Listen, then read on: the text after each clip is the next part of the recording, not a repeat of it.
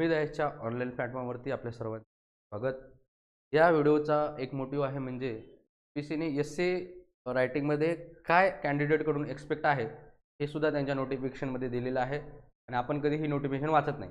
त्यामुळेच आजचा व्हिडिओ मी बनवायचा प्रयत्न करतो की बाबा ही आपल्याला समजलं पाहिजे की एसए लिहिताना आपल्याला कोणत्या गोष्टी एक्सपेक्ट आहेत आपल्याकडून. तर ठीक आहे, तर बघूया. पेपर 1 म्हणजे आपला मेन्सचा जर पेपर असेल तर एसए हा पेपर 1 असतो. ठीक आहे, यूपीसीने काय दिले बघा. Candidates will be required to write an essay on a specific topic. ठीक आहे, यूपीसी काय करते, टॉपिक देते. समजा यूपीसी मध्ये समजा 2 सेक्शन असतात बघा, section A, section B. Section A मध्ये आपल्याला 4 टॉपिक दिले जातात, 1 2 3 4. सेक्शन बी मध्ये आपल्याला 4 टॉपिक दिले जातात. हा असतो समजा 125 मार्क, हे 125 मार्क, टोटल 250 मार्कला आपल्याला एसे आहे. ओके, तर बघा मग या 4 पैकी एका स्पेसिफिक टॉपिकवर आपल्याला एसे लिहिणे गरजेचं आहे. मग पुढे तेच दिले, the choice of subjects will be given. म्हणजे तुम्ही ह्या 4 पैकी कोणता एसे लिहू शकता. समजा हा लिहिला, या याच्यामध्ये हा लिहिला. ठीक आहे, तर आता जे मी नेक्स्ट तुम्हाला सांगणार आहे की काय एक्सपेक्टेशन आहेत आपल्याकडून हे एसे लिहिताना यूपीएससीचे. बघा बघा they will be expected to keep closely to the subject of the essay to arrange their ideas in a orderly fashion.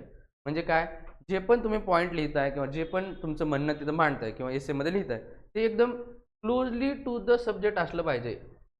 काही म्हणजे पापड पसारा एक्स्ट्रा लिहायचा नाही किंवा इरिलिव्हंट लिहायचं नाही. टॉपिकच्या क्लोजली रिलेटेड असणाऱ्या गोष्टी किंवा रिलेव्हंट असणाऱ्या गोष्टी आपल्याला लिहायच्या आहेत.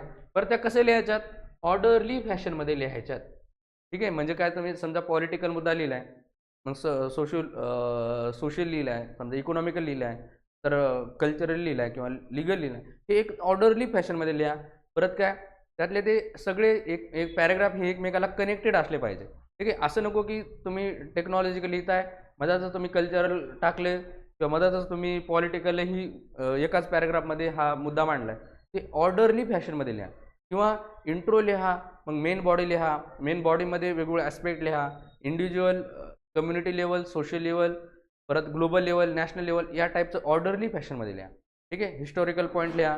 ही सगळे जे पॉईंट लिहायचे ते कसे लिहायचे, तुम्हाला ऑर्डरली फॅशनमध्ये लिहायचे आहेत.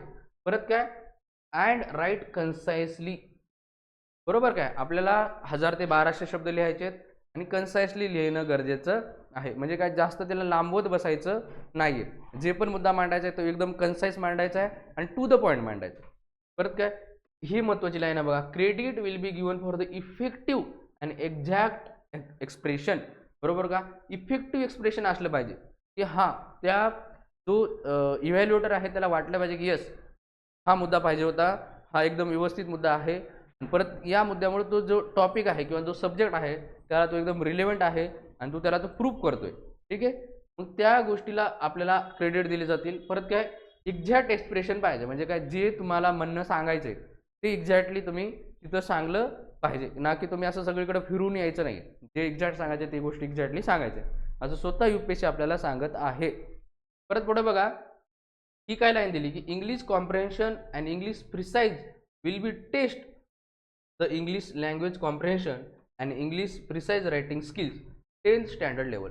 म्हणजे काय, हा जो एसेचा टॉपिक आहे ते फक्त आपलं नॉलेज चेक करणार नाही, तर इंग्लिश लँग्वेजचं आपलं कॉम्प्रिहेन्शन, कसं आपण कॉम्प्रिहेंड करतोय सगळ्या गोष्टी आणि कसं प्रिसाइजली लिहितोय.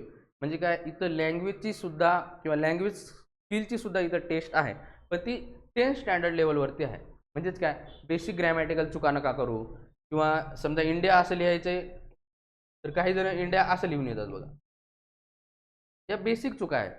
किंवा सुरुवातीचं जे लेटर आहे सेंटेन्स फॉर्मेशनचं, पहिलं लेटर हे कॅपिटल पाहिजे.